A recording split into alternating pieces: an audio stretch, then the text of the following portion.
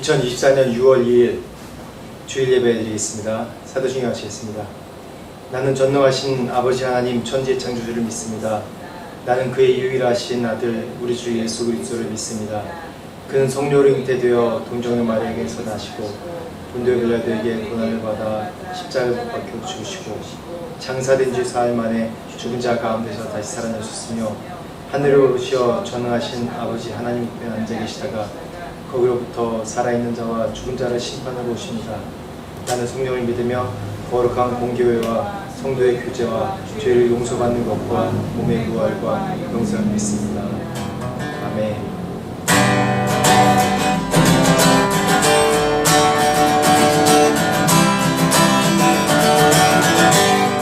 자, 합시다.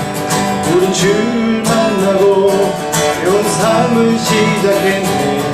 모든 것을 알 수 있을 거라고 신감으로 가득 설레는 마음만으로 넘어지고 일어나기도 해. 오랜 시간 서서히 차오르는 믿음에 걸음을 재촉하지 않고 이전과 다른 삶의 무게로 한 발 한 발 움직여 돌아가게 하는 신비가 있네. 오늘 수많은 문제와 고통이 우리를 애워싸고 시기하지만 주를 향한 노래는 멈출 수 없어. 할렐루야 노래해요. 다시 한번 합시다. 우리 주를 만나고 우리 주를 만나고 새로운 삶을 시작했네. 모든 것을 알 수 있을 거라고 진진감으로 가득 설레는 마음만으로 넘어지고 일어나기도 해. 오랜 시간 서서히 차오르는 믿음에 걸음을 재촉하지 않고 이전과 다른 삶의 무게로 한 발 한 발 움직이며 걸어가게 하는 진리가 있네. 오늘 수많은 문제와 고통이 우릴 애워싸고 시기하지만 주를 향한 노래는 멈출 수 없어. 할렐루야 소리쳐요. 여기 숨은 여기 수없는 유혹까지 영이 우릴 넘어뜨려 비웃었지만 주가 주시는 은혜는 멈추지 않아. 할렐루야 노래 다시 한번 합시다. 우리 주를 만나고 우리 주를 만나고 새로운 삶을 시작했네. 모든 것은 알 수 있을 거라고 진진감으로 가득 설레는 마음만으로 넘어지고 일어나기도 해. 오랜 시간 서서히 차오르는 믿음이 걸음을 재촉하지 않고 그건 다른 삶의 무게로 한 발 한 발 힘을 주며 걸어가게 하는 진리가 있네. 오늘 수많은 문제와 고통이 우릴 애워싸고 시기하지만 주를 향한 멈출 수 없어. 할렐루야 소리쳐요. 여기 쏘는 여기 수없는 유혹까지 영이 우릴 넘어뜨려 비웃었지만 주가 주시는 은혜는 멈추지 않아. 할렐루야 노래해요. 그가 오시는 날까지 그가 부르시는 때까지 끝나지 않는 무거운 질문을 지고 그날의 모든 것들에 의심 사라질 때면 우리의 모든 시간이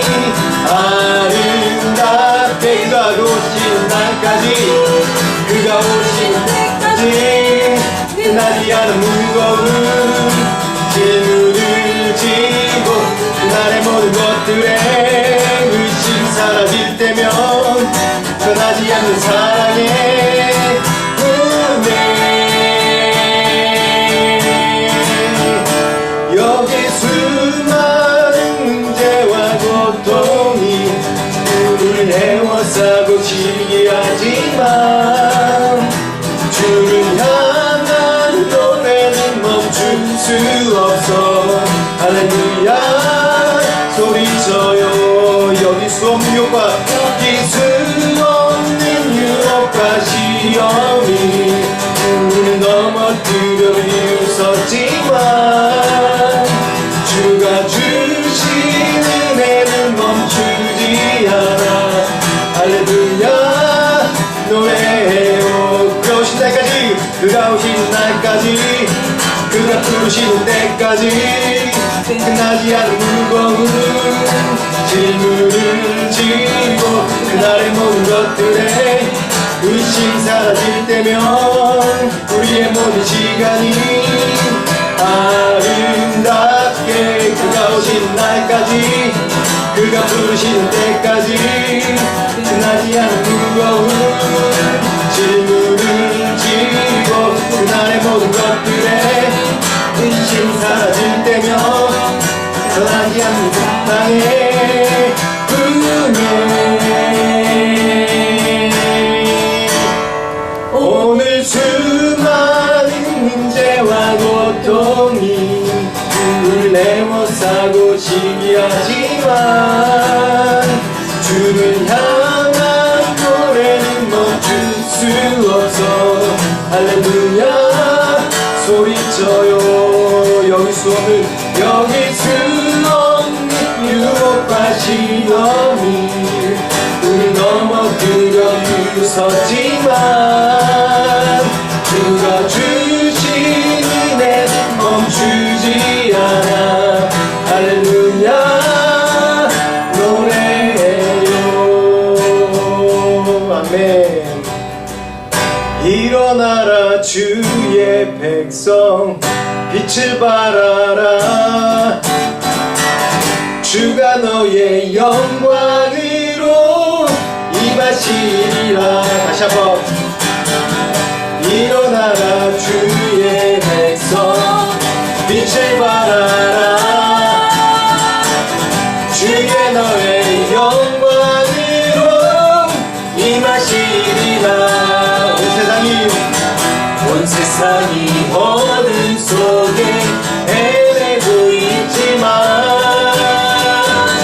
주가 너와 함께 계셔 외모를 명하리라. 일어나라 빛을 발하라. 만 백성이 너의 빛을 보고 사방에서 나오네. 일어나라 빛을 발하라. 만 백성이 자유함을 얻어 기뻐하는도다. 아멘. 일어나라 주의 백성 빛을 발하라. 주가 너의 영광으로 임하시리라. 다시 한번 일어나라. 일어나라 주의 백성 빛을 발하라. 주가 너의 영광으로 임하시리라. 온 세상이 어둠 속에 헤매고 있지만 주가 너와 함께 계셔 외모를 영하리라. 일어나라 빛을 발하라. 만 백성이 너의 빛을 보고 사방에서 나오네. 일어나라 빛을 발하라. 만 백성이 자유함을 얻어 기뻐하는도다. 온 세상이 어둠 속에 헤매고 있지만 주가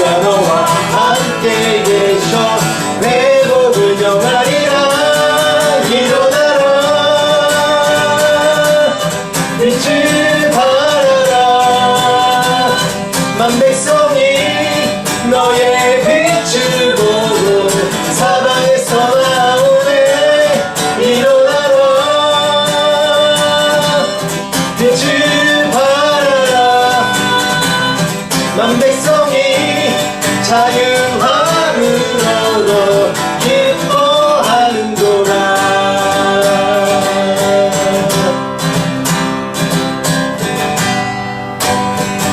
아멘. 예수 안에 있는 우리에게는 자유함이 있습니다. 예수 안에 있는 우리에게는 이 세상의 어둠 가운데 빛을 발하는 사람들입니다. 아멘. 그런 주님을 우리가 찬양하고 온 마음 다해서 높입시다.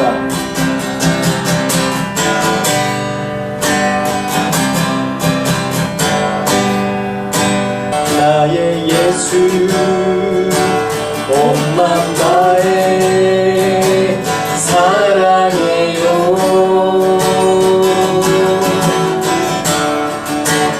나의 예수 온 마음 다해 경배해요.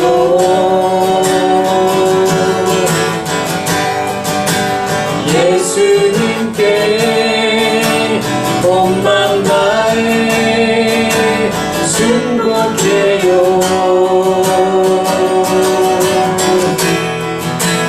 영원토록 찬양을 드립니다. 다시 한번 합시다. 나의 예수, 나의 예수 온 마음 다해 사랑해요.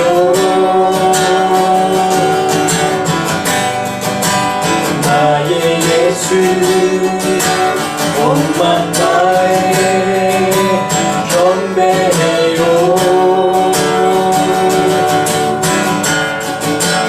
예수님께 온 마음 다해 순복해요.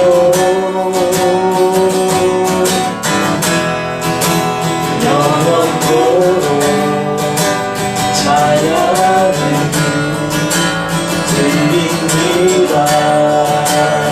다시 한번 합시다. 나의 예수, 나의 예수 온 마음 다해 사랑해요.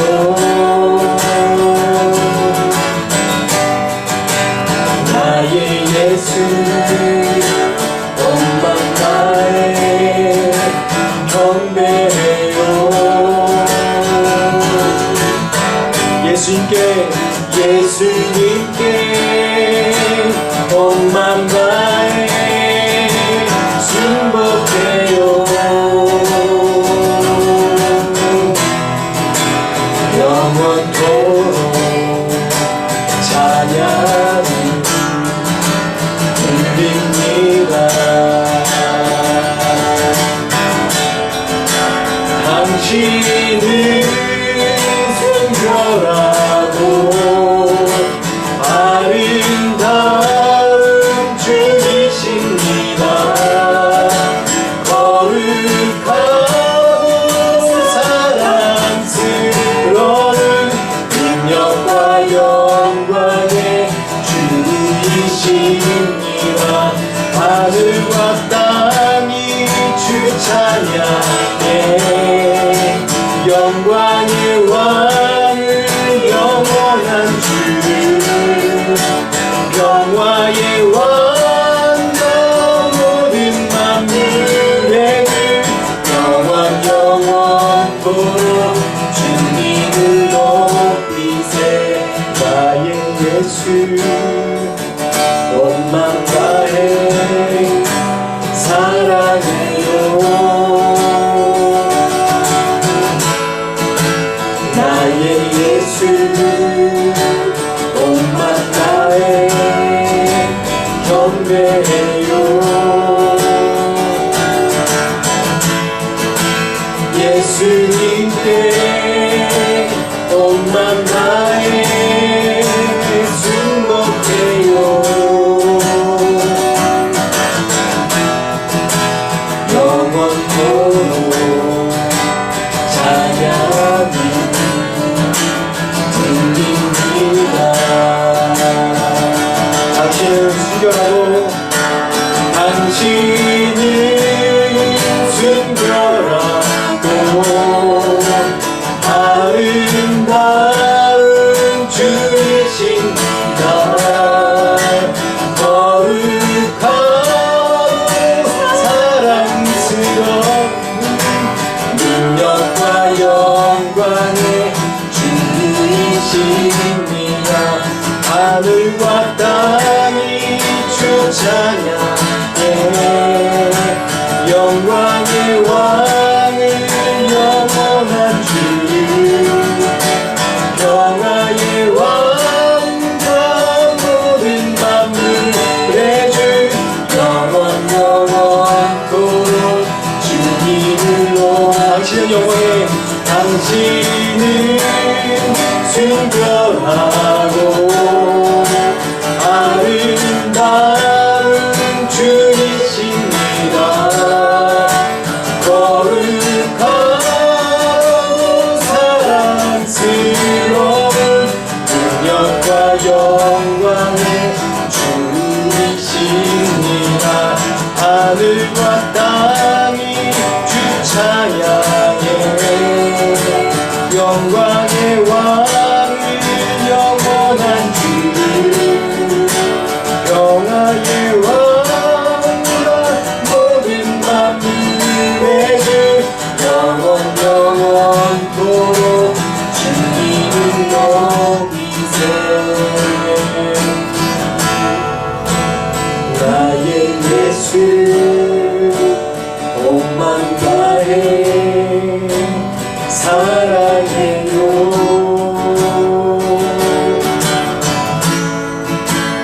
나의 예수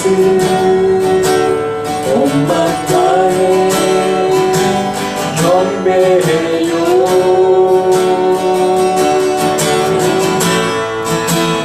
예수님께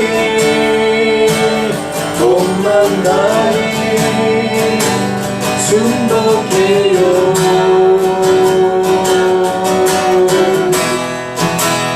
영원토록 찬양을 드립니다.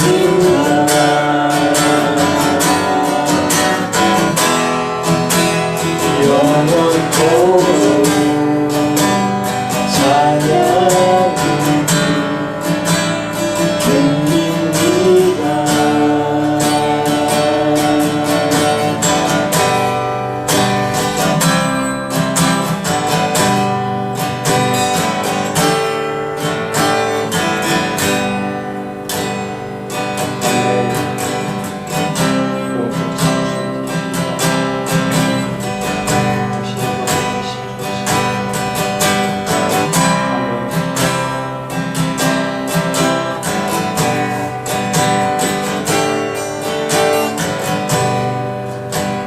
주님께 감사해. 생명 주신 그 사랑, 내 부끄러운 죄를 사하시고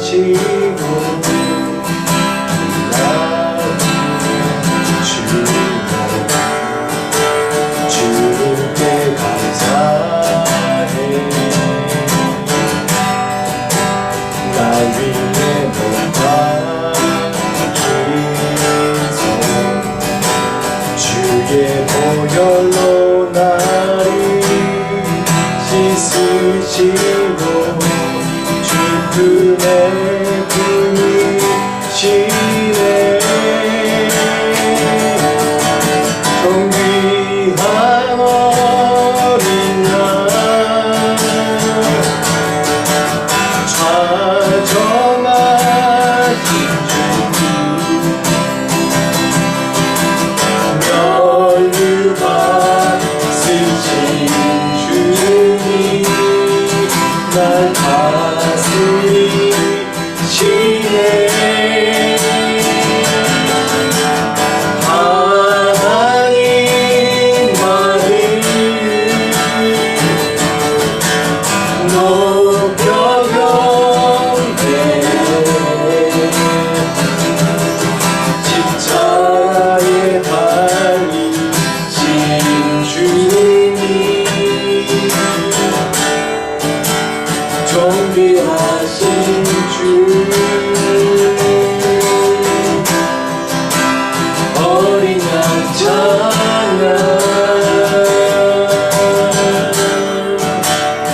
존귀하신 주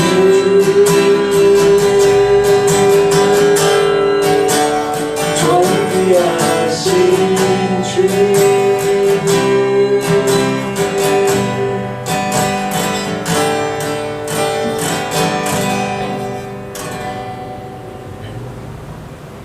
주님의 이름을 찬양합니다. 이 아침에 우리에게 오셔서 또 우리의 예배를 받으시고 또 우리의 연약함에 불구하고 우리의 구주가 되시고 우리를 사랑하시고 우리를 아들 삼아주셔서 감사합니다. 하나님, 이 예배를 주님께 올려드립니다. 주님 찬양과 모든 존귀 영광 받으시옵소서. 성령님 이곳에 여전히 임하셔서 우리 찬양과 말씀 속에도 함께 하셔서 우리가 주님께 전심으로 나가게 하시고 주님을 알므로 주님을 경배하고 순종할 수 있도록 은혜 주시옵소서. 오늘 예배를 주님께 올려드립니다. 예수 이름으로 기도합니다. 오늘 말씀 보겠습니다. 말씀은 요한복음 5장 1절에서 18절 말씀, 제목은 안식을 못하는 이유입니다. 요한복음 5장 1절부터 18절까지 우리 저랑 같이 교독으로 읽겠습니다. 그 후에 유대인의 명절이 되어 예수께서 예루살렘에 올라가시니라. 예루살렘에 있는 양문 곁에 히브리 말로 베데스다라 하는 못이 있는데 거기 행각 5이 있고 그 안에 많은 병자, 맹인, 다리 저는 사람, 혈기 마른 사람들이 누워 물의 움직임을 기다리니 이는 천사가 가끔 못에 내려와 물을 움직이게 하는데 움직인 후에 먼저 들어가는 자는 어떤 병에 걸렸든지 낫게 되밀어라. 거기 38해 된 병자가 있더라. 예수께서 그 누운 것을 보시고 병이 벌써 오래된 줄을 아시고 이르시되 내가 낫고자 하느냐. 병자가 대답하되 주여, 물이 움직일 때 나를 못에 넣어준 사람이 없어 내가 가는 동안에 다른 사람이 먼저 내려가나이다. 예수께서 이르시되 일어나 내 자리를 들고 걸어가라 하시니 그 사람이 곧 나아서 자리를 들고 걸어가니라. 이날은 안식일이니 유대인들이 병 나은 사람에게 이르되 안식일인데 내가 자리를 들고 가는 것이 옳지 아니하니라. 대답하되 나를 낫게 한 그가 자리를 들고 걸어가라 하더라 하니 그들이 묻되 너에게 자리를 들고 걸어가라 한 사람이 누구냐 하되 고침을 받은 사람은 그가 누구인지 알지 못하니 이는 거기 사람이 많음으로 예수께서 이미 피하셨습니다. 그 후에 예수께서 성전에서 그 사람을 만나 이르시되 보라, 내가 나았으니 더 심한 것이 생기지 않게 다시는 죄를 범하지 말라 하시니 그 사람이 유대인들에게 가서 자기를 고치는 예수라 하니라. 그러므로 안식일에 이러한 일을 행하신다 하여 유대인들이 예수를 박해하게 된지라. 예수께서 그들에게 이르시되 내 아버지께서 이제까지 일하시니 나도 일한다 하시매 유대인들이 이로 말미암아 더욱 예수를 죽이고자 하니 이는 안식일을 범할 뿐만 아니라 하나님을 자기의 친아버지라 하여 자기를 하나님과 동등으로 삼으심이로라. 아멘. 아멘. 오늘 이 5장 말씀이 예수님의 세 번째 표적입니다. 예수님의 표적을 설명할 때 두 번째까지 갈릴리 쪽의 왕이 신하의 그런 아들을 고치는 그런 장면까지 두 번째 표적이니라 라고 얘기하는데 그 후로는 이제 표적을 얘기하지 않습니다. 요한복음 전체적으로는 7번의 예수님의 표적이 나타납니다. 그것을 특별히 이제 이적이라고 표현하지 않고, 왜냐하면 기적을 일으킨 거고 병자를 살리고 오병의 이적도 여기 나옵니다. 그렇듯이 이러한 일이 기적과 이적, 볼 수 없는 장면인데 왜 그걸 굳이 표적이라고 하느냐. 표적이라는 이 단어를 쓰는 이유가 뭔가 이 기적은 어디에 향해 있다는 겁니다. 어디 향해 있습니까? 어디 향해 있죠? 우리를 구원하시기 위한 구원의 표적이 맞춰져 있는 거예요. 예수님이 메시아이십니다. 예수님이 왜 이 땅에 오셨습니까? 그 이유가 뭡니까? 여러 가지 다양한 이유가 있어요. 여러분, 예수님을 왜 믿으시죠? 그러면 불쌍한 사람들을 도와주려고요. 그냥 마음의 평안을 얻으려고요. 여러 이유가 많이 있어요, 나름대로. 근데 중요한 거는 우리가 구원받고 천국에 가기 위한 것이 그런 목적입니다. 천국에 가기 위한 것입니다. 예수님께서 원하시는 것이 그것입니다. 예수님께서 이 땅에 오신 것이 그냥 너희가 평안하게 이 땅에 살아라. 너희가 또 선한 일을 이루면서 마인드 컨트롤 하면서 아니면 성령의 능력을 받아 그거를 사람들 치유하고 단지 복음 전파를 위해서 살아라. 그거가 주 목적이 아닙니다. 우리의 주 목적은 예수께서 오신 목적, 우리를 천국에 인도하시는, 하나님과 함께 영원 사는 것을 위해서 우리를 이 땅에 오신 것입니다.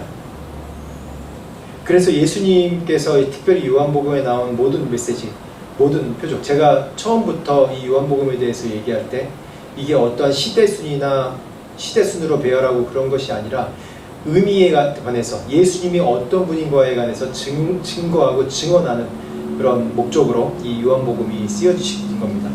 그래서 여기서 중요한 것은 예수님을 아는 겁니다. 한마디로 얘기해서 예수님을 아는 거예요. 예수님이 어떠한 분인지 아는 것이 제일 중요합니다. 그래서 우리가 요한복음에 대해서 얘기할 때 영생이라는 단어, 특별한 단어가 영생이라는 단어도 많이 나오고 또 믿음이라는 단어도 또 많이 나오고, 그 예수님에 대해서 소개할 때 우리가 주로 우리가 이 요한복음을 통해서 다시 한번 기억해야 되는 것은 예수님을 아는 겁니다. 하나님이 누군지 아는 겁니다. 예수님을 알 때 하나님이 누군지 안다고 성경에서 또 예수께서 증언하셨죠.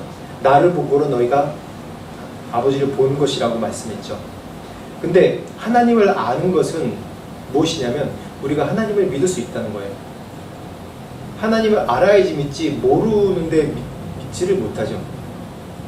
그 믿음이 바로 우리에게 또 의롭다고, 의로치냐고, 그 의로움이 바로 뭐냐면 이게 바로 하나님의 뜻이라는 것입니다. 우리를 의롭게 하시려는 것이 하나님의 뜻이에요. 그렇게 하기 위해서 하나님께서 우리가 이 우리의 믿음과 의와 하나님의 뜻을 우리가 실행하기 위해서 우리에게 믿음의 순종이 필요한 것입니다. 그래서 이 요한복음에 나온 모든 표적과 기적과 이사와 또 예수께서 말씀하신 내용을 보면서 단순히 내가 하나님을 알고 믿고 믿음으로써 의롭게 되고 그 뜻을 아는 데 그치는 것이 아니라 이제는 어떻게 돼요? 거기에 순종하는, 그럼으로써 나의 지경이 점점 넓어지는 그런 경험을 우리가 요한복음을 통해서 이 말씀을 볼 때 우리가 해야 되는 거예요. 정말 중요한 겁니다. 그래서 다시 한번 오늘 5장 말씀, 우리가 베데스다 연못에 있는 그런 38년 된 병자에 대해서, 병자를 통해서 예수님께서 이 베데스다 연못에 있는 이 38년 된 병자를 통해서 무엇을 말씀하시려고 하는가, 이 요한복음에서 우리에게 지금 주는 메시지가 무엇인가 다시 한번 좀 보는 시간 갖겠습니다. 1절에서 4절까지 읽어주십시오. 그 후에 유대인의 명절이 되어 예수께서 예루살렘에 올라가시니라. 예루살렘에 있는 양문 곁에 히브리말로 베데스다라 하는 이 못이 있는데 거기 행각 5이 있고 그 안에 많은 병자, 맹인, 다리 까는 사람, 혈기 마른 사람들이 누워 물의 움직임을 기다리니 이는 천사가 가끔 못에 내려와 물을 움직이게 하는데 움직인 후에 먼저 들어가는 자는 어떤 병에 걸렸든지 낫게 되미러라. 아멘. 여기 보면 여기 처음에 그 후에 유대인의 명절이 되어, 명절입니다. 유대인의 명절입니다. 예수님께서 어디로 올라가시죠? 예수님께서 그 명절에 예루살렘에 올라가셨습니다. 그리고 예루살렘에 있는 양문 곁에 히브리말로 베데스다라 하는 못이 있는데 거기 행각 5이 있고 라고 얘기합니다. 지금 이 성경에 나온 요 말씀을 토대로 해서 이때 당시에 이 베데스다의 연못에 대해서 보면 그 위치가 어디냐면 바로 이곳입니다.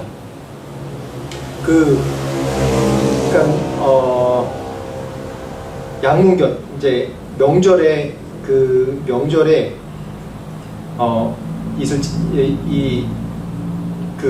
양들을 이끌고 이제 제사를 드리기 위해서 이끌고 지나가는 그 길목 바로 앞에 있는 연못인데, 이 연못이 우리가 생각하는, 우리 한국 사람 정서에 생각하는 이게 뭔가 샘이 나오고 막 그런 연못이 아니라 이 예루살렘 성에 물을 가둬두는 그런 시설이 몇 군데 있었어요. 근데 그 중에 하나예요, 베데스다 못이라는 것이. 그래서 지금 요런 형태로 못이 이제 존재한다고 볼 수 있습니다. 지금도 이제 예루살렘 성에 가보면 베데스다 연못의 그런 기둥이나 그런 것이 나오는데 이런 형태 비슷하게 되어 있습니다. 그렇듯이 이곳에서 이제 베데스다란, 여기에 뭐 저쪽 반대편으로 하면 실로암, 있고, 근데 베데스다라는 뜻이 뭐냐면 벳이 뭐냐면 베델 그러면 집입니다. 집. 히브리어로 집. 베데스다 그러면 그 에멧, 그러니까 진리, 긍휼, 진실. 그러니까 베데스다, 그 진실의 집, 뭐 긍휼의 집, 그런 뜻이에요.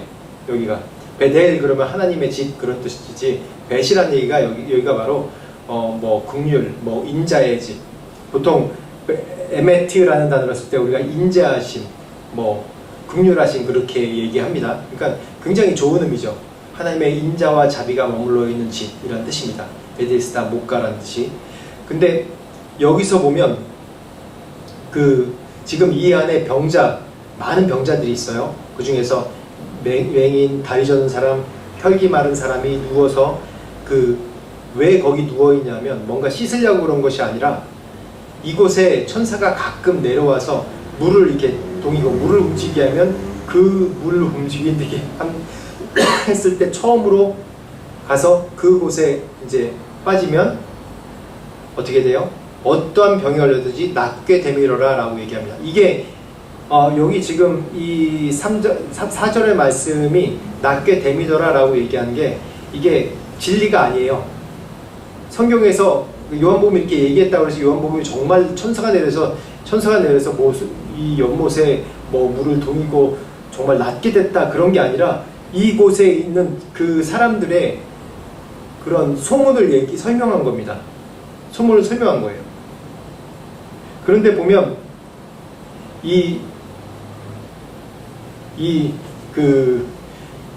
세 종류의 그 사람이 어떤 사람이냐면 누구의 도움이 없으면은 여기서 이 못에 들어갈 수 없는 자예요.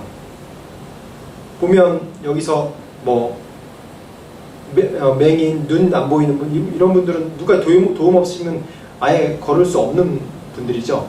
아예 갈 수 없는 분들이죠.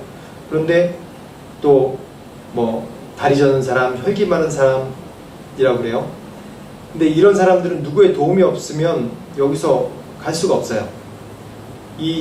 근데 이런 사람들은 항상 누구의 도움을 받아야 되는 사람들입니다. 근데 어떠한 이유인지 모르겠는데 이 베데스다 못에 있는 이 베데스다 못에 가면 거기서 천사가 물을 동일 때 사람들이 낫는다라는 헛소문이 그곳에 있는 거예요. 이게 다 뻥입니다. 뻥. 거짓말입니다. 성경에 어디 천사가 내려와서 자발적으로 내려와서 뭐 연못에 뭘 동하니까 거기 낫는다, 무슨 금도끼 은도끼도 아니고 세상에 이런 것이 어디 있습니까? 지금 이런 일들이 예루살렘 성, 하나님의 성전에 있는 예루살렘 성에서 이러한 일이 있다는 거예요. 이러한 것만 봐도 그때 당시에 이 예루살렘, 유대인들의 분위기가 어떤지 우리가 알 수 있죠.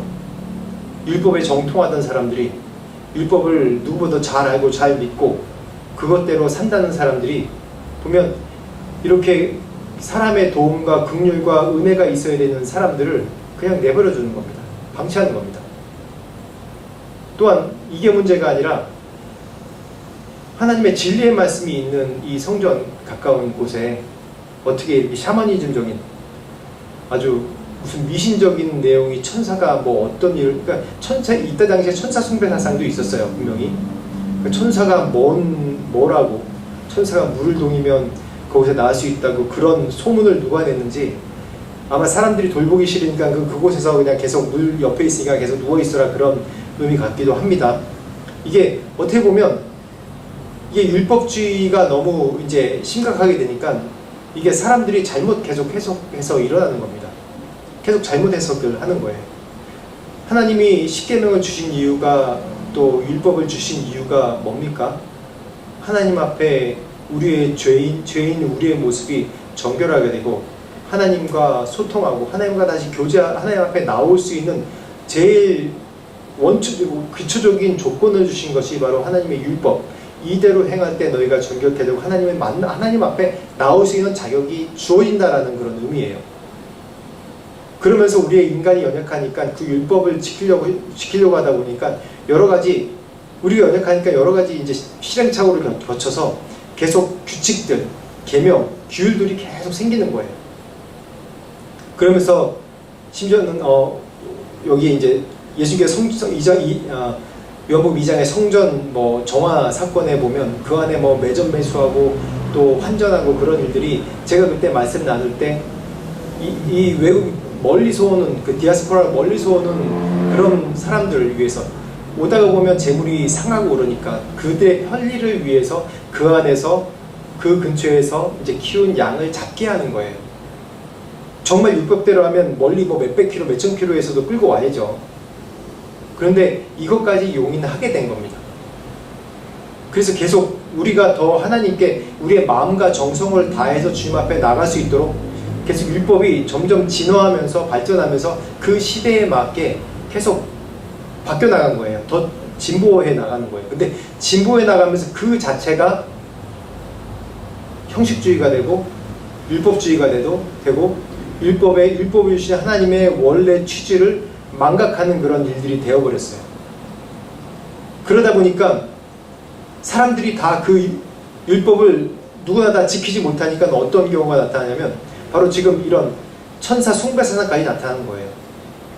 여기 나온 맹인이나 또 손마른 자나 아니면 이런 사람들이 어떻게 이 율법에 나온 모든 세부 규칙을 다 지킵니까? 그리고 율법에서는 이런 병이 낫지 못하는 사람들에 대해서 뭐라고 얘기하냐면 저주받은 사람들이라고 얘기해요. 저주받은 사람들이요. 저주받은 사람들이라고 정죄하고 쫓아내라는 얘기가 아니라 그들을 보호하고 치유하는 데 집중하라는 것이 율법이지, 그 자신의 편의를 위해서 그냥 몰아내는 겁니다. 이게 다시 얘기하면, 지금으로 얘기하면 율법주의 가스라이팅이에요. 형식주의가, 그 율법주의가 사람들을 이렇게 교회 안에서도 믿는 믿음 안에서도 그렇게 만들어버리는 거예요. 종교개혁 때 종교개혁이 일어났던 이유 중에 하나가 면죄부 아닙니까? 천국에 가는, 연옥에 가는 것을 매점매석 하는 거죠. 성전에서 매점매석 하듯이. 그렇게 해서 그 돈을 모으는 거죠.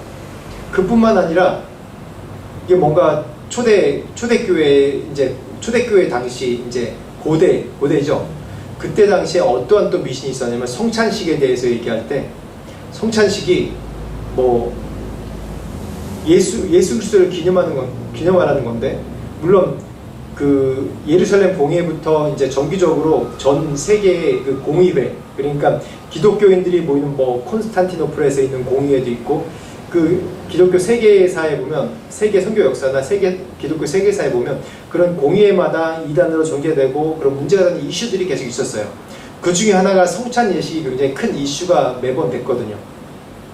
왜냐하면 이 축사할 때 이게 예수님의 피로 변하냐 안 변하냐부터 시작해서 그런 걸로 계속 논쟁하는 거예요. 축사할 때 예수님의 이 떡이 예수님의 살로 변한다라는 주장도 있고, 그렇기 때문에 성찬 예식에서 이 성찬식이 죄에 대한, 쉽게 말하면 해독, 이 성찬 예식에 참여하는 것이 죄에 대한 해독이라고 사람들이 생각했어요. 그렇기 때문에 사람들이 몰래 이 성찬의 떡을 얻으려고 뒤에서 뒷거래를 하고 막 돈을 주고, 그런 경우도 또 성찬 예식에 참여하려고 돈을 주고 참여하는 것도 있었다고 해요. 그래서 흑사병 이후에 이제 종교개혁 거의 다 된 그때쯤에도 이 성찬식이 문제가 됐었는데, 그런 게 뭐냐면 성찬식이 죄의 해독과 함께 마법의 그런 작용을 한다는 그런 걸로 해서 성찬식 할 때 돈을 받고 사람들을 참석시킨 일이 있습니다. 굉장히 교회에서 이 성전 정화의식 때만큼 그런 잘못된 일들이 일어나죠. 얼마나 이게 참 형식주의로 흐르고 하나님의 말씀의 근본, 말씀을 주신 그런 이유에 대해서 벗어나면 얼마나 인간이 타락할 수 있는지에 대해서 오늘 말씀을 통해서 잘 보여주고 있습니다. 그 다음 말씀 보면 5절 말씀부터 9절 말씀까지 한번 읽어보겠습니다. 거기 38에 된 병자가 있더라. 예수께서 그 누운 것을 보시고 병이 벌써 오래된 줄 아시고 이르시되 내가 낫고자 하느냐. 병자가 대답하되 주여 물이 움직일 때에 나를 못에 넣어주는 사람이 없어 내가 가는 동안에 다른 사람이 먼저 내려가나이다. 예수께서 이르시되 일어나 내 자리를 들고 걸어가라 하시니 그 사람이 곧 나아서 자리를 들고 걸어가니라. 이날은 안식일이니. 아멘. 여기서 보면 38년 된 병자가 누워서 벌써 병이 오래된 줄 아시고 이르되 예수님께서 내가 낫고자 하느냐라고 얘기를 합니다. 38년이니까 어떤 사람입니까? 그냥 1년, 2년만 누워있어도 너무 힘들고 거의 죽은 사람이나 마찬가지 취급받는데 거기다 38년 동안에 누워있었다는 건 거의 모든 생애를 그냥 누워서 병자로 지냈다는 거예요. 그러니까 얼마나 이 마음이 낙심되고 모든 소망이 다 끊겼겠습니까? 38년 동안이나 자신의 병에 그냥 갇혀 있는 거예요.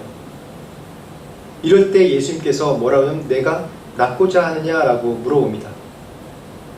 이 질문이 굉장히 엉뚱한 질문이에요. 당연히 낫고 싶죠. 당연히. 그래서 그때 이제 이 38년 된 병자가 뭐라고 얘기하냐면 내가 낫고자 하느냐 그러니까 물이 움직일 때 나를 못에 넣어줄 사람이 없어 내가 가는 동안 다른 사람이 먼저 내려가나이다 라고 얘기를 합니다. 이게 이 베데스다 연못가에 있는 사람들의 현실입니다.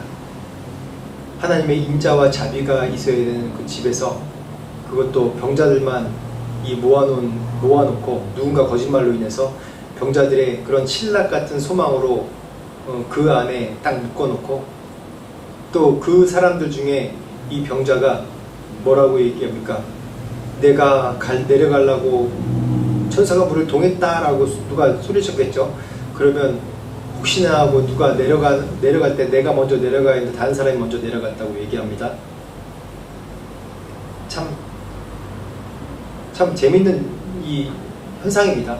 이 예루살렘 성전, 이 예루살렘 성전과 가까운 곳에서 이런 경쟁하는 일이 일어났다니 이게 너무 웃긴 일이죠.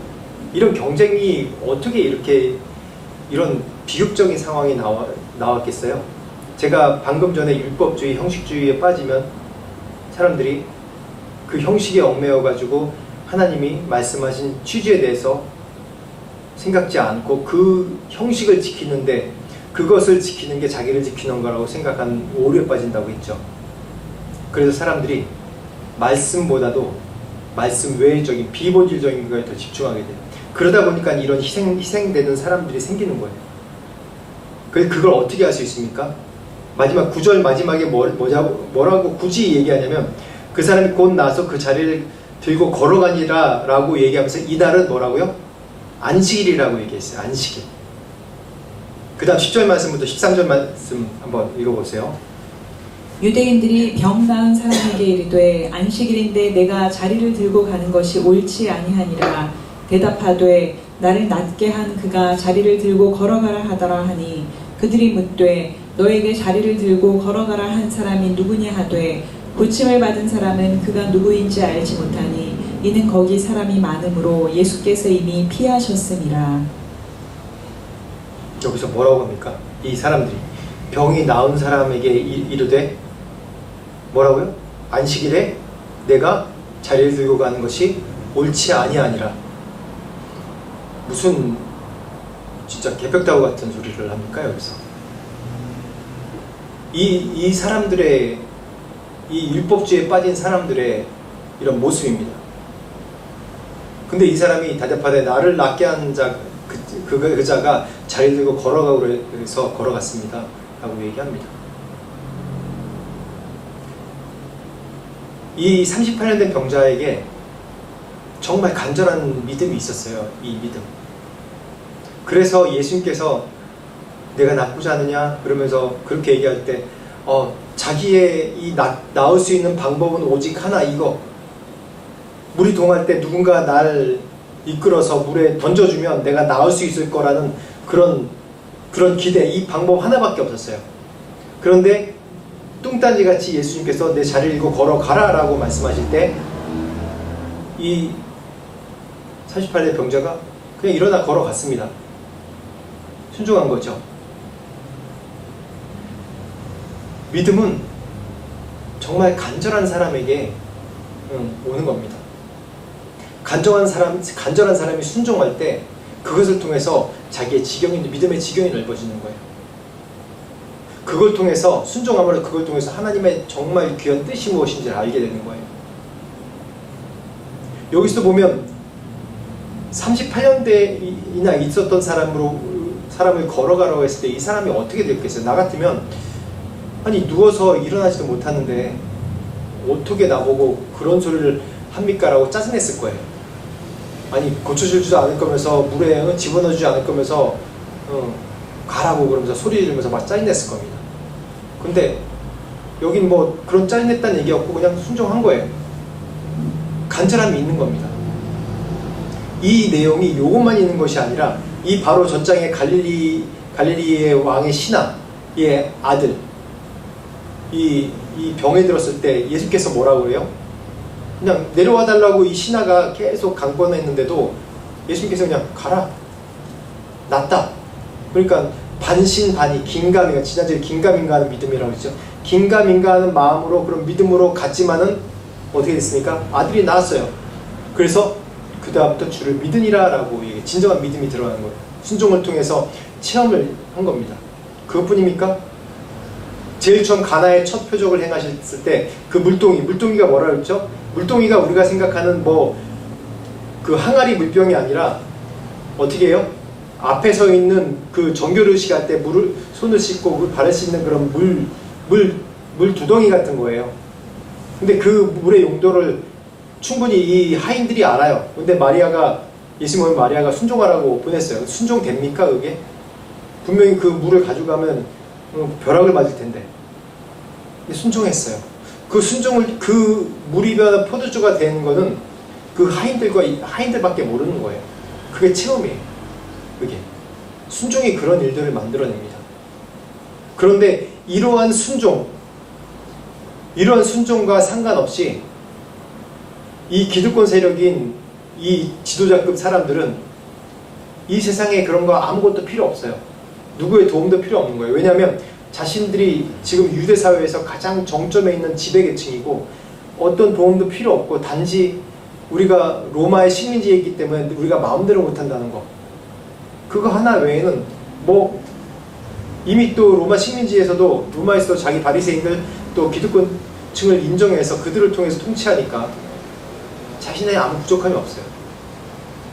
그러다 보니까 간절한 마음 없고, 이 38년 된 병자가 이런 기적적으로 나은 사건이 이들에게 이 유대인 지도자들에게 믿음을 심어준 게 아니라 이들은 그 기적을, 그 표적을 어떻게 보냐면 안식일을 범했네, 이걸로 봤어요.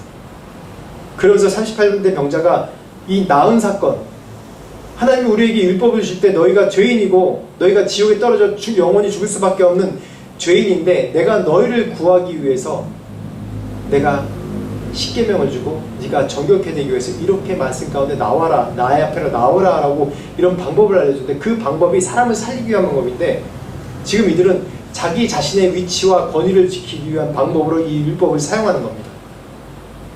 그래서 딱 질문한 게 이 병 나은 사람에게 뭐라고요? 안식일에 내가 자리를 들고 걸어가는 것이 옳지 아니하니라 라고 얘기를 합니다.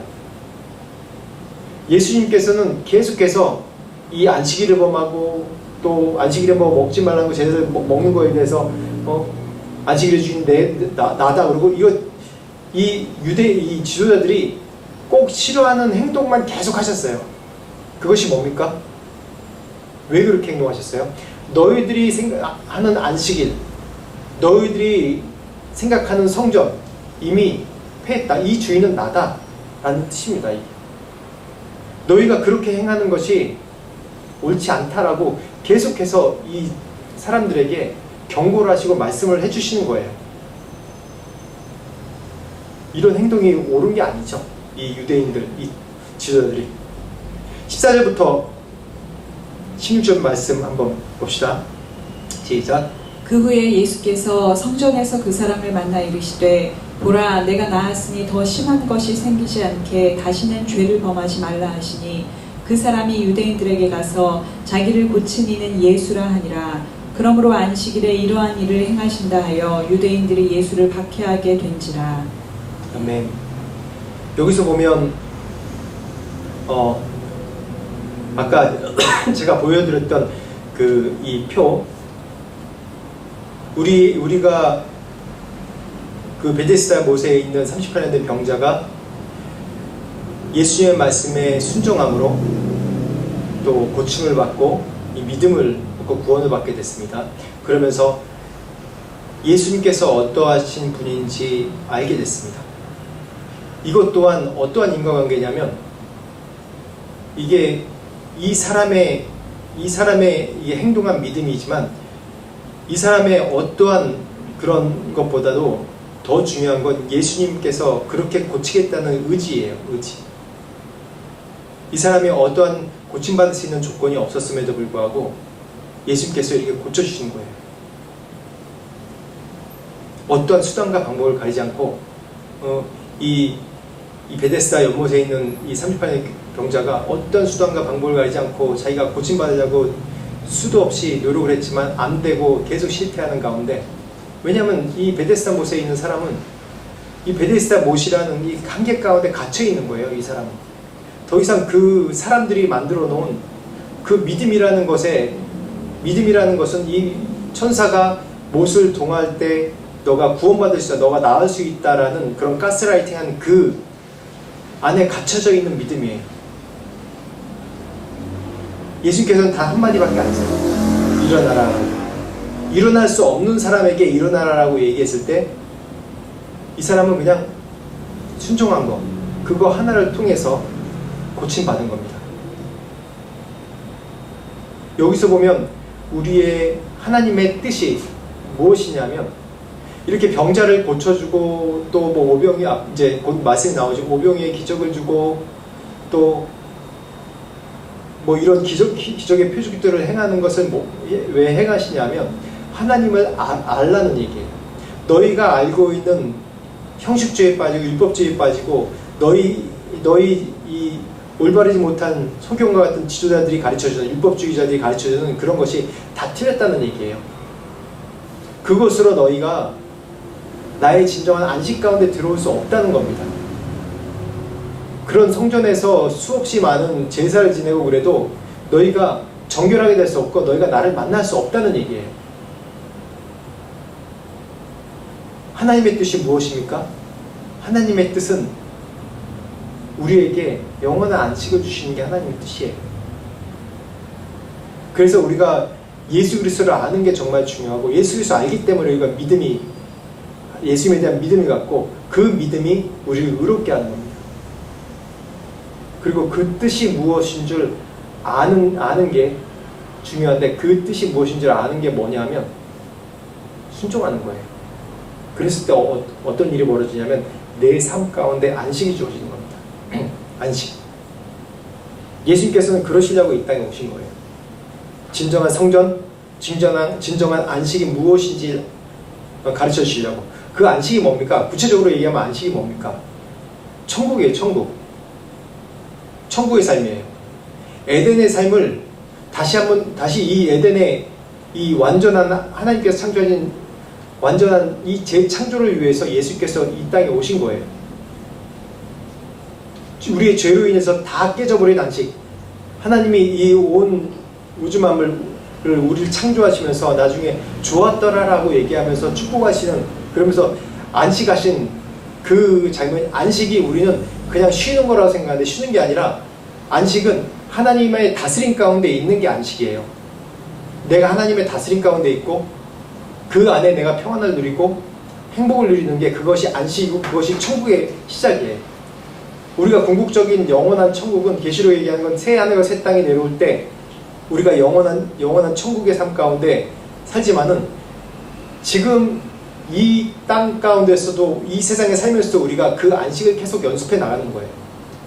매 순간 순종함으로 인해서, 내가 되지 못할 것에 대해서 순종함으로 인해서, 그 순종함으로 인해서 내 안식이 점점 넓어지는 거예요. 안식의 범위가. 저도 그런 경험을 계속 하고 있어요. 그 경험을 평생도록 우리가 하게 되는 겁니다. 점점점 내 안식하는 범위가 넓어지죠. 어떤 범위에서 내가 아직까지 안식 못하는 부분이 너무 많아요. 다시 얘기해서 어떤 부분에 있어서는 정말 순종하지 못하는 부분이 많아요. 내가 예수 그리스도를 알고 믿고 아는 것도 내 한계가 있죠. 그래서 예수님께로부터 예수님 믿기 때문에 내가 구원받고 의롭다 여김을 받고 하나님의 뜻과 섭리도 내가 이해를 해요. 알아요.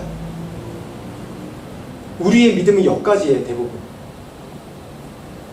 왜냐하면 우리 한국 기독교인들은 참 성경도 많이 알고 그러기 때문에 지식도 많아요.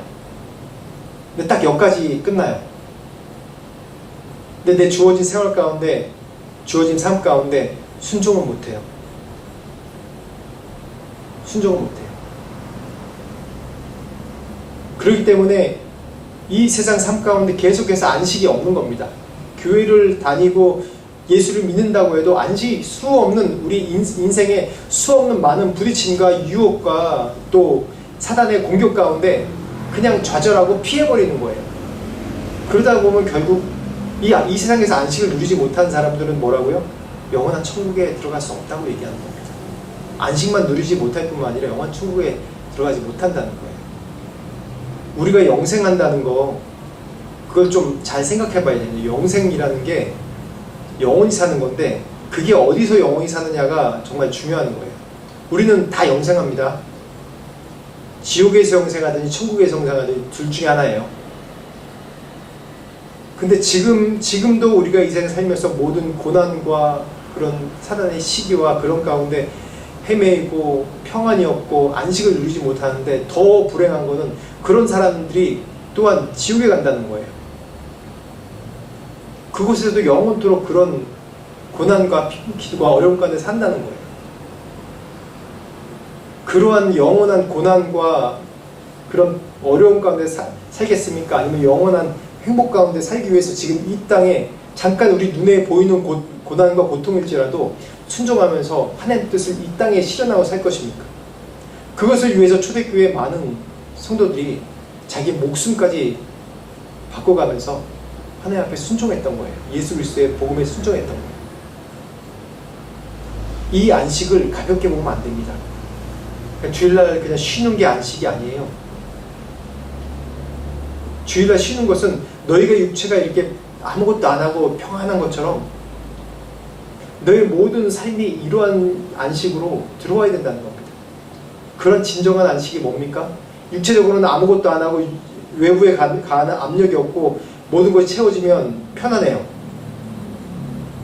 그것이 안식이라 생각해요. 진정한 안식은 그게 아니죠. 그거는 잠깐입니다. 그 안식은. 진정한 안식은 영원한 하나님의 나라에서, 아니 지금 이 땅에서 하나님의 다스림을 받고 그 다스림 가운데 순종할 때 하나님께서 모든 것을 책임져 주시고 모든 것을 하나님께서 일하시는 것을 내가 경험할 때 그 가운데 내가 진정한 안식을 누리는 거예요. 이 38년 된 병자, 또 이 지금 이 안식일에 병 고침받은 걸 비난하는 유대인들, 어떤 자들이 안식에 있는 것입니까? 이 사람이 예수님을 잘 알지 못했지만 믿고 순종함으로 인해서 예수님의 순종함으로 인해서 믿음을 얻고 하나님의 뜻을 알고 그래서 이 가운데 안식을 얻었듯이, 그렇지만 이 아직까지도 율법주의라는 테두리 안에서 사람들을 얽매이게 하고 그 안에 가둬버리고 사람들을 가스라이팅하고 비난하고 그런 사람이 안식의 가운데 있겠습니까? 마지막 17절부터 18절 말씀 읽어보겠습니다. 예수께서 그들에게 이르시되 내 아버지께서 이제까지 일하시니 나도 일한다 하시매 유대인들이 이로 말미암아 더욱 예수를 죽이고자 하니 이는 안식일을 범할 뿐만 아니라 하나님을 자기의 친아버지라 하여 자기를 하나님과 동등으로 삼으심이러라. 네, 여기서 이런 비난 가운데 예수님이 뭐라고 그러시죠? 내 아버지께서 이제까지 일하시니 나도 일한다 하시며, 안식일이 뭘 스톱하고 아무것도 안 하는 게 그게 중요한 게 아니라 안식일이 생명을 살리는 안식이 돼야 된다는 거예요. 계속 이런 안식일의 논쟁에 대해서 이번뿐만 아니라 계속해서 합니다. 유대인들에게. 사람들 앞에서 병자를 앞에 딱 놓고 안식일날 사람을 살리는 게 좋냐 아니면 그냥 놔두는 게 좋냐. 계속 안식일에 대해 도전하세요. 안식이 정말 중요하거든요. 안식일이. 우리 가운데 안식이 있어야지 우리가 천국 갈 수 있다는 그 사실을 알기 때문에 이것을 방해하는 이 유대 율법주의자들, 지도자들이 이 유대 백성들을 가스라이팅하는 것을 보면서 계속 도전하는 거예요. 너희가 틀렸다는 거. 말씀 가운데 이렇게 나와 있지 않다는 것에 대해서 계속 도전하신 거예요. 거기에 대해서 말을 못해요. 예수님을 통해서 증거가 나타나고 능력이 나타나니까 또 구약의 말씀을 풀어서 말씀할 때 아무 반박할 내용이 없기 때문에 아무 말도 못해요. 그냥 마음속에 괘씸죄예요. 괘씸죄예요. 이 사람들은. 그래서 예수님 십자가에 못 박혀 죽이는 계기가 됐죠. 이 안식일 문제로 인해서. 오늘 말씀 보면 이 38년 된 병자와 또 성전 정화 사건과 좀 비교해 볼 수 있습니다. 이것뿐만 아니라 또 다른 이 갈릴리 그 신화와도 같이 비교해 볼 수 있는데, 오늘 이 말씀을 제가 왜 굳이 비교하냐면, 성전 정화 사건, 38년 된 병자, 성전 정화 사건도 동일하게 명절에 예루살렘에서, 또 38년 된 병자는 명절, 뭐 어느 명절이 모르지만 명절에 예루살렘에서 있었습니다. 예루살렘이 유대의 가장 중심이죠. 가장 중심입니다.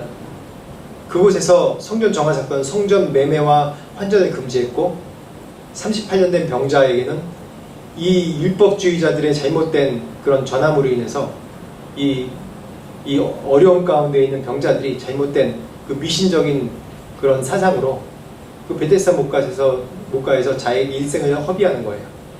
그 안에 가둬버리는 겁니다. 성전 정화 사건에서는 보면 이 환전 금지하고 막 이제 다 데려오시니까 예수님께 표적을 구해요. 그때 예수님께서 뭐라고 말씀하시죠?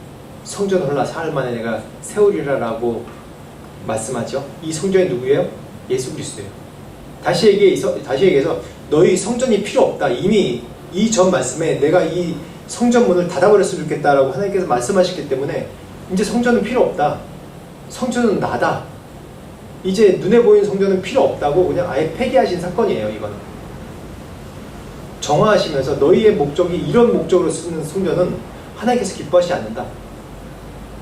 그래서 너희가 성전을 헐어라.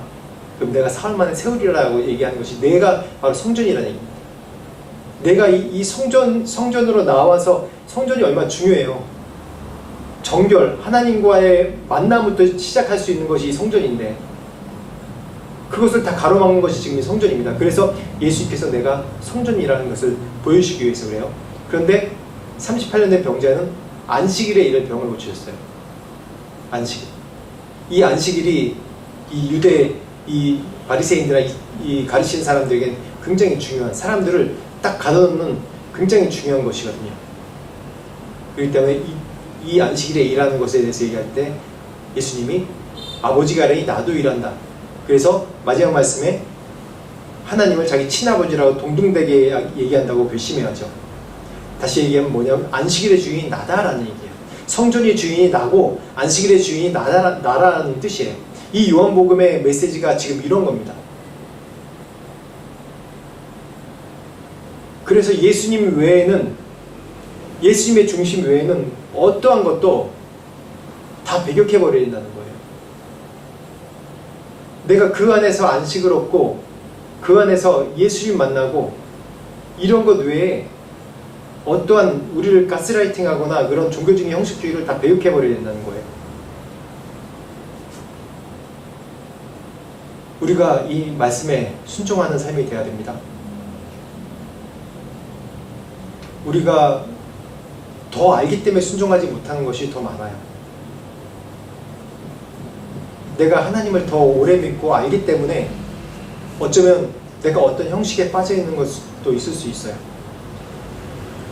계속해서 예수님께서 말씀하시고 깨뜨리시는 것이 우리 형식주의를 계속 깨뜨리세요.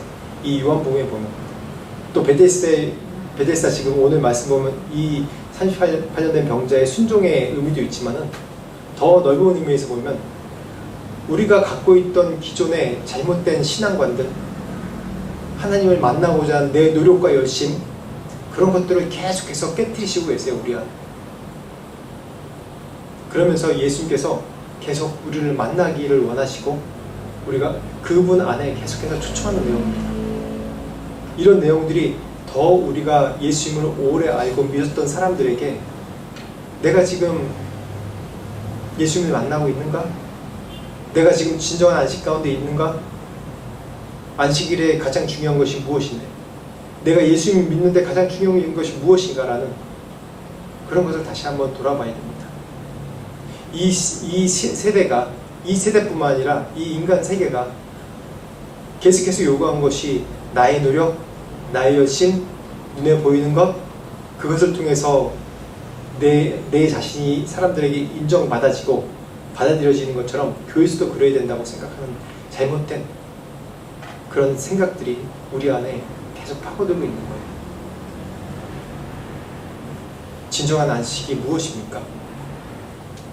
왜 우리가 안식을 누려야 됩니까? 안식일의 진정한 의미가 무엇입니까? 내가 안식하지 못하는 이유가 정말 무엇입니까? 이 38년대 병자처럼 이 베데스다 연못가에 갇혀서 있는 것이 아닌지, 그것을 넘어서 예수님을 붙들고 베데스다 연못을 밖으로 나와야 되는데 나오지 못하고 그 안에서 쳇바퀴 돌듯이 그냥 빠져 있는 것이 아닌지, 나의 믿음이 무엇인지, 내가 믿음을 유지하기 위해서 하는 행동들이 무엇인지, 그것이 오히려 나를 얽매이게 하는 베데스다 연못가가 되지 않는지 다시 한번 오늘 살펴보는 여러분들이 되길 축원합니다. 같이 오늘 말씀 생각하시면서 다시 한 목소리 기도하겠습니다. 하나님 아버지 감사합니다. 오늘 말씀을 통해서 하나님 이 38년대 병자 또한 예수님께서 우리에게 계속 이 요한복음을 통해서 말씀하시는 것이 우리의 갇혀있는 믿음, 형식주의와 또 우리 스스로에 가둬놓는 우리의 잘못된 믿음을 통해서 순종하지 못하는 그런 우리를 계속 말씀하시는 것을 우리가 봅니다. 하나님, 주님 앞에 순종하기 원합니다. 우리 연약하지만 다시 한번 주님 앞에 나오기 원합니다. 도와주시옵소서. 하나님, 모든 것이 가능하신 주님 앞에 하나님 나오고 모든 걸 드리오니 아버지 이루시고 저를 통해서 저희 교회를 통해서 하나님의 놀라운 역사를 이루시고 이곳에 오는 모든 자들 또한 제가 안식을 주님 앞에 안식을 누릴 수 있도록 하나님 도우시고 인도하여 주시옵소서. 하나님 감사합니다. 오늘 말씀을 통해서 진정한 안식에 대해서 다시 한번 우리가 생각해 봅니다. 하나님, 안식일의 주인이 예수 그리스도시고 그 안식이 그분 안에서 다스리심을 받는 것, 그래서 그분 안에 다스리심을 받고 또한 그분의 말씀에 순종하는 것이 우리 가운데 진정한 안식인 줄 믿습니다. 하나님, 우리가 이 세상의 가치와 판단과 습관대로 내가 믿음 생활을 했던 것이 있으면 용서해 주시옵고, 하나님, 참으로 이 베데스다 연못을 뛰어넘는 이 세상의 가치관을 뛰어넘는 참된 믿음에 순종하는 모습이 저희 삶 가운데 일어날 수 있도록 주님 도우시고 인도하여 주옵소서. 지금 우리 주 예수 그리스도의 은혜와 하나님 아버지의 무한하신 사랑과 성령님의 감화 감동 역사하시니 이 세상을 뛰어넘는 믿음과 순종하는 믿음을 주실 주님을 바라보며 소망하며 또한 성령께서 그렇게 우리의 믿음을 이끄실 것을 기대하는 마음으로 소망하는 마음으로 주님께 나오는 모든 자들에게 지금부터 영원토록 함께 하시기를 간절히 축원하옵나이다.